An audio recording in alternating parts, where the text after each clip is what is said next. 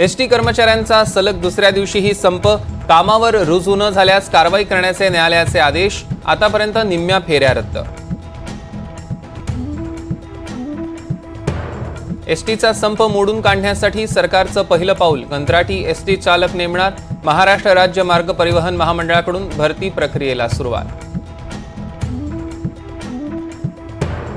मुख्यमंत्री पदाचा निर्णय निवडणुकीनंतरच घेऊ, शरद पवारांनीही उद्धव ठाकरेंची मागणी फेटाळली, संख्याबळावर निर्णय होणार असल्याचं पवारांचा सुतोवाच। राज्यात नोव्हेंबरमध्ये विधानसभा निवडणूक लागण्याची शक्यता, चांदिवलीतील कार्यक्रमात मुख्यमंत्री शिंदेंकडून संकेत।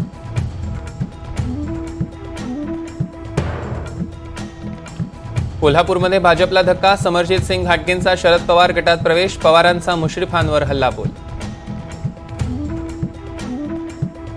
पवारांसोबत वैर नाही, समरजितची खैर नाही, कागलच्या सभेनंतर हसन मुश्रीफांची पहिली प्रतिक्रिया, पवार अल्पसंख्याकांच्या मागे लागल्याचं वक्तव्य।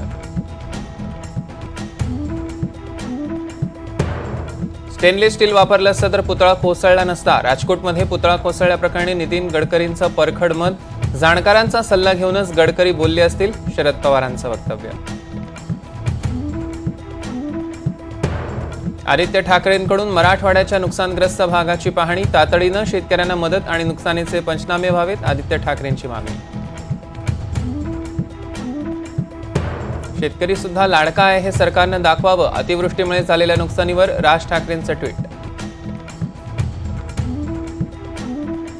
विनेश फोगाट बजरंग पुनिया हरियाणातनं काँग्रेसचे उमेदवार, विनेश फोगाट झुलाना तर बजरंग पुनिया बादलीमधनं निवडणूक लढवणार।